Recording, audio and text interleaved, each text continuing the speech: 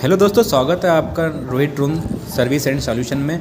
आज हमारे पास ये पेंटम 4 का एडवांस प्लस का कंट्रोलर आया है। तो इसमें प्रॉब्लम ये हो रही है कि ये पावर बटन दबाने से सिर्फ पावर आ रहा है लेकिन ये चालू नहीं हो रहा है। तो चलिए इसे अपन आगे इसे रिपेयर करते हैं। सबसे पहले मैंने इसे 4 स्क्रू खोला, फिर पीछे से इसका HDMI पोर्ट हटाया। ये फ़ैन जो है, फ़ैन पे काफ़ी ध्यान देना होता है। फिर उसके बाद खुलने के बाद हमने सारी चीज़ें अनप्लग कर दी। हमने इसकी तीनों आईसी को चेक किया तो उसमें थोड़ा डिफ़ॉल्ट आ रहा था। बोर्ड की हमने तीनों आईसी को चेंज किया और उसके बाद देख सकते हैं आप हमारा प्रॉब्लम सॉल्व हो गया। Thank you so much Rohit drone service and solution पे। तो इसी प्रकार से हम इस रिपेयर कर सकते हैं। Okay, thank you so much.